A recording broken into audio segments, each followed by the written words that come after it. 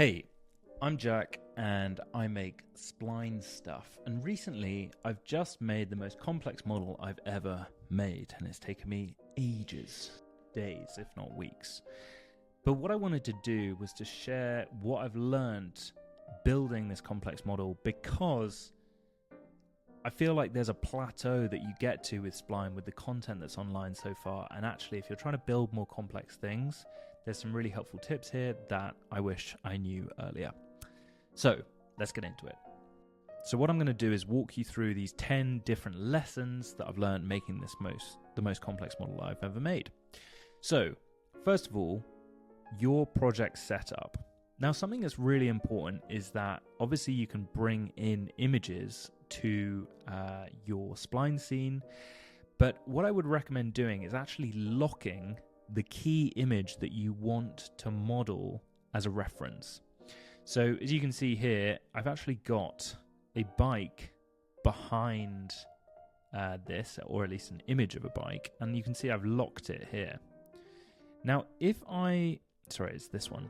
So if I click off, you can see the actual model, and it looks like this. As you can see, it's not quite done actually, but I wanted to share this video. And then if I turn it back on, we've got this. So it means that everything is in proportion as you build it. And what's so annoying is when you are building a model and you build a particular piece and then you try and make it smaller to fit in proportion with whatever it is, because you haven't got one single source of truth. So what I recommend doing is putting an image there, keeping it there for the duration of your build, lock it, don't move it, and then everything will stay in proportion. Tip number 2, label everything. So as you can see, I'm not just labeling the individual thing, like the bottle, but I'm also grouping the different elements of said object. So for example, let's look at this bottle. If I take this out, you'll see that I've got the bottle cap, yada yada, the lid bit, and the actual frame itself, or the cylinder, I should say itself. And now in here, it's all in one group called bottle 2. And it just means that you can kind of differentiate between what the individual item is versus what the group is. And it means you can just quickly look down here and be like, okay, I want whatever, front wheel. I know exactly what all the different elements are in that, and it means that if I want to drag the front wheel away, I can just pull the whole thing super easily. So super basic, but really, really important initial tip. 3, exporting SVGs from Figma and then extruding. What the hell am I talking about?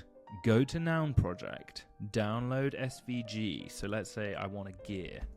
What I can do is type in gear. There'll be loads and loads of gears. I can download one. Which one do I like? I like this one. Then I can go attribution acquired 0, get this icon, SVG, download. Bring it into here.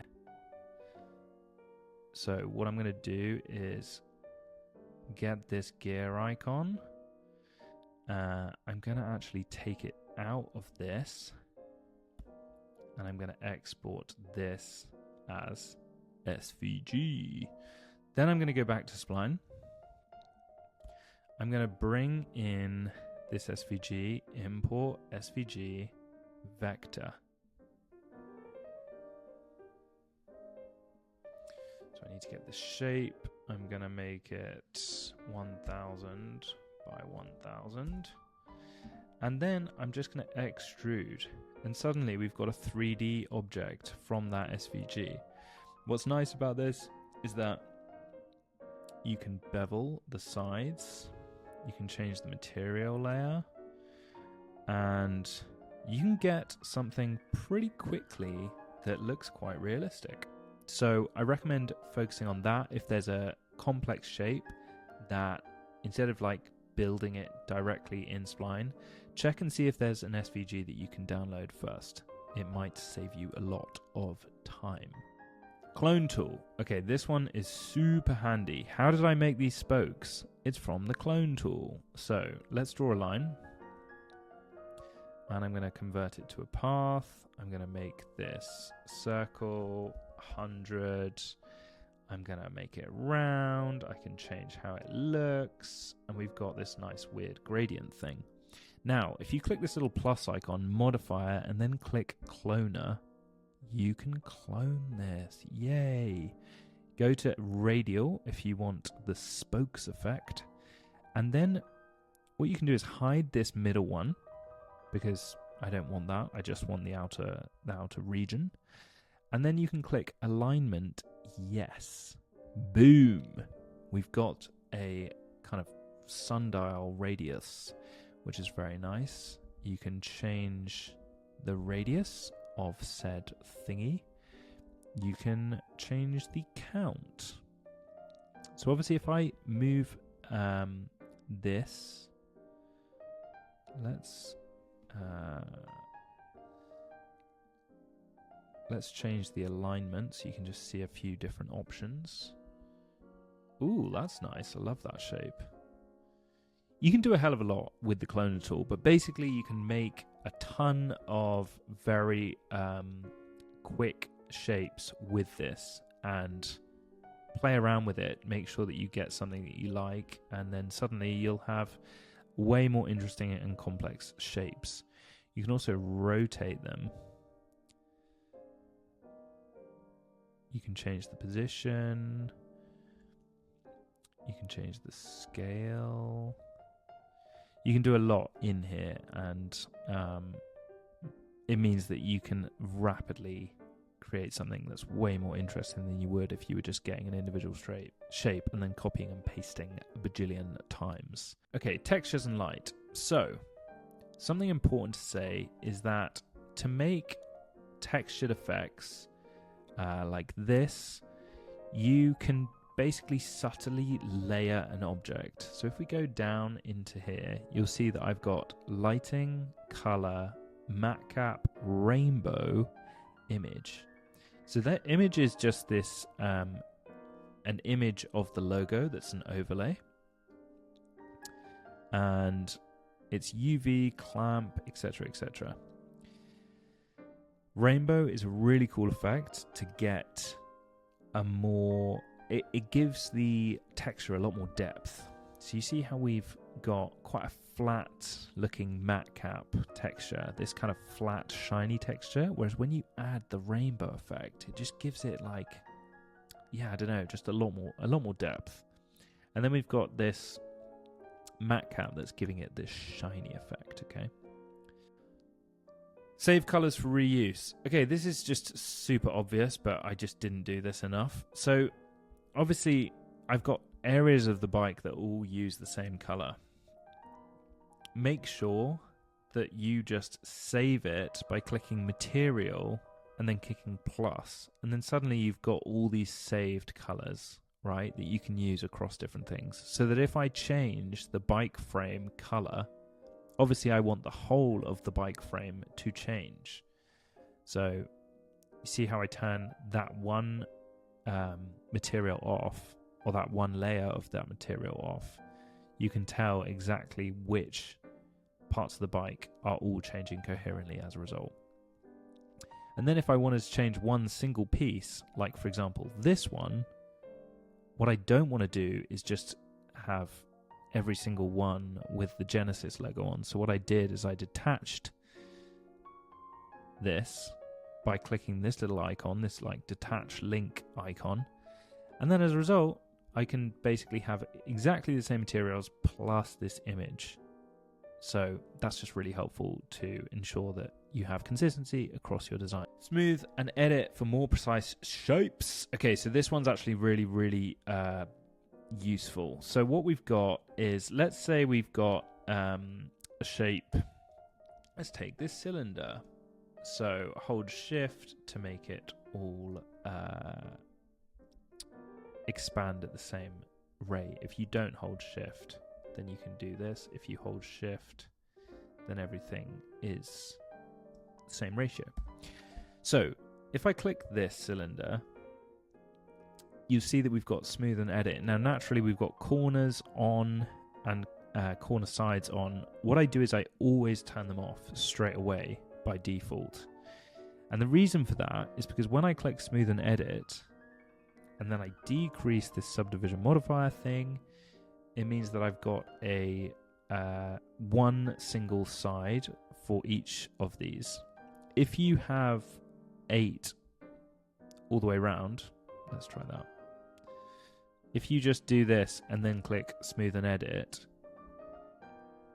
and then move that down, you'll see that we actually have all these lines on the edge of each corner, which can mess it up if you're trying to do things like this.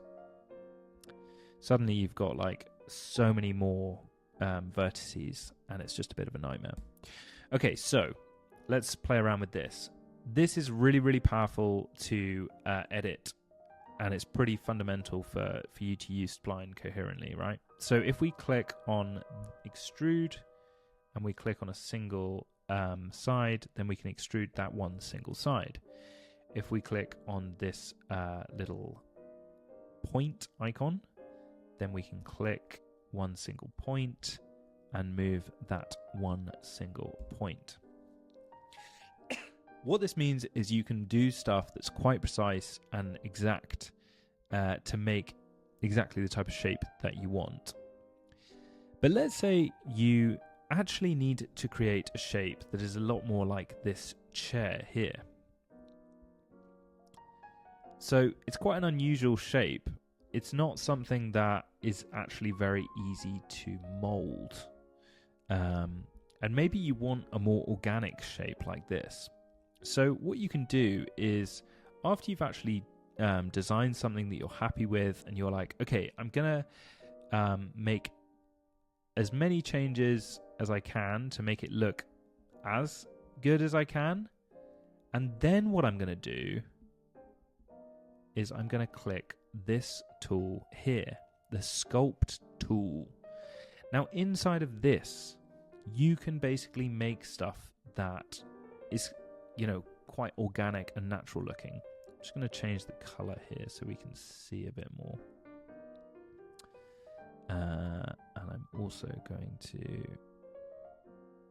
change this to a matte cap. Okay, so yeah, that's cool. Okay, so we got the shape, we've got some different weird things going on, but it doesn't look quite right. What we can do is basically use this kind of draw tool to draw out some of these shapes. So I'm clicking and holding, and then what I might do is use this kind of grab tool and move out some different angles. And you see how I'm making kind of little pulling motions, just dragging, drawing. But then I want to do a kind of more sinuousy shape. So there's this draw clay tool, which is really fun to play around with.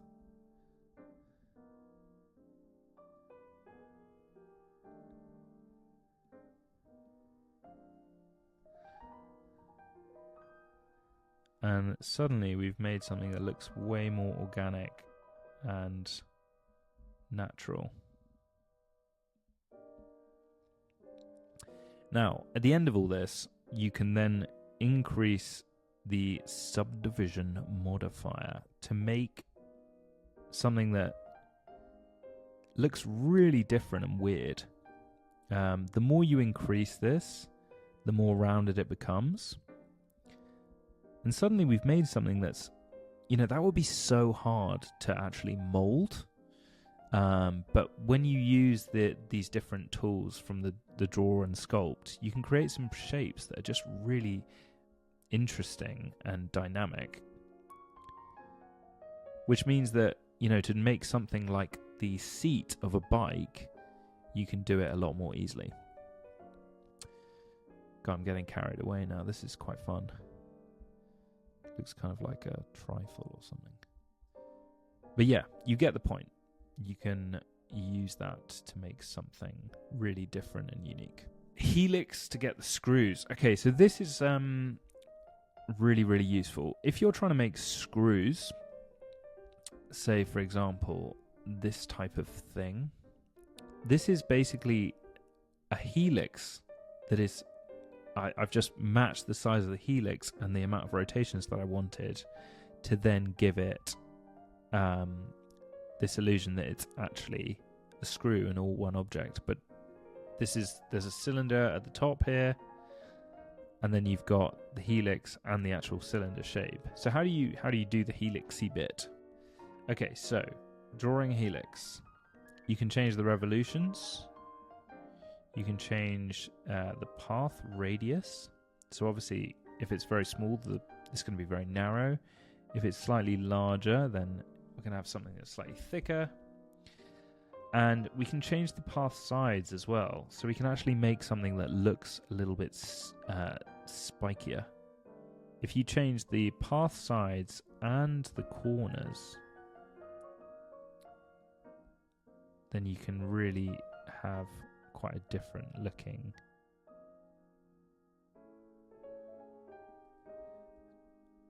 shape that might be useful for coils or something like that, if you want something that's quite jagged. Really interesting shapes though, more like a kind of honeycomb shape there. But anyway, let's then click Smooth and Edit. Now we can make it smoother by increasing the subdivision modifier. And then we can also change the material layer after doing that. But it just means that you can basically have something that looks very much like a screw. If we change the material, then we've got something quite realistic. Or metallic, realistic, I mean. 10. Pen tool. So let's say I've got a shape like this bike. I want to go around the shape. I'm just going to do this very roughly to make this outline of the bike. And then what I'm going to do is I'm going to click Convert to Path. Actually, I'm going to extrude it a little bit first. Let's make that 50. Extrude to Path. Okay. Got this shape. Handy. But now what I can do is I can actually click Polygon. Let's change this to 200. And I'm going to change the material just so we can see it. And you can see how we've got these lines on the outside of this shape now. And then what I can do is increase how many sides we have. I can increase the twist. So now we've got a twist throughout this shape. I can also decrease the scale so that it starts at 0 and ends at 1. You can do some quite cool things with offsetting this angle. If we decrease the size, then we've got something that looks more like this strudely shape. But basically what I'm saying is the pen tool's really, really useful to make more interesting shapes, more accurate shapes to the actual shapes that you're trying to create, like this bike frame, for example. Hope that really helps, guys. Now, something important to say is that I've got a newsletter. If you're interested in this type of thing and you've got to the end of the video, well done, and there's more. Click the link below to check out the Substack. I'll send this type of thing every single week into your inbox, whatever I'm building, whatever I'm learning. Hopefully it's helpful for you to make interactive websites and some cool 3D stuff. Cheers. Bye.